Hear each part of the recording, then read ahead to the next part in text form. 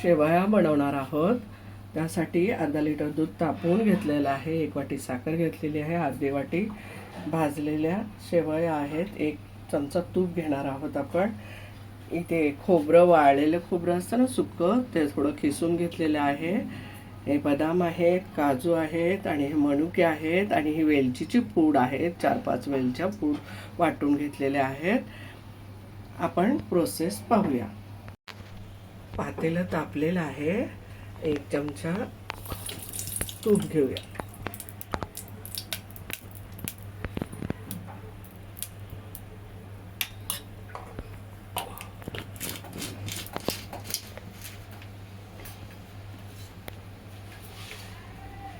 आपण मनुके टाकून घेऊया।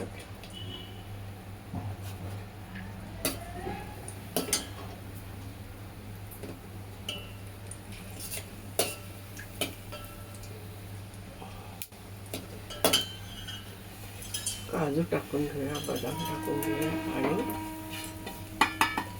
खोबरं किसलेलं टाकून घेऊया। तूप टाकल्यानंतर गॅस बारीक करायचा, नाहीतर सर्व काजू बदाम वगैरे जळून जाते। बारीक गॅसवरती हे लालसर रंगावर भाजून घ्यायचे आहे। शेवया पण भाजून घेऊया आपण।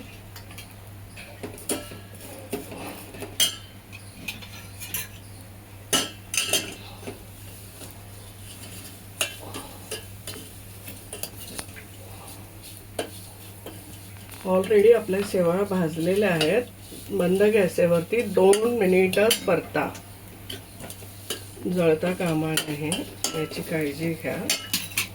विलायची पूड पण आपण याच्यातच टाकणार आहोत।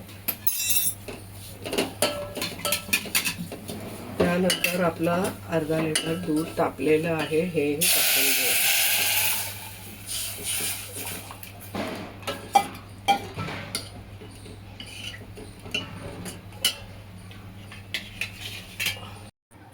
आता आपल्या दुधाच्या शेवया तयार झालेल्या आहेत। आता आपण सर्व करून घेऊया। दुधाच्या शेवया सर्व करून घेतले आहे, खाण्यासाठी रेडी आहे। वाव, खूप सुंदर सुगंध वास येतो।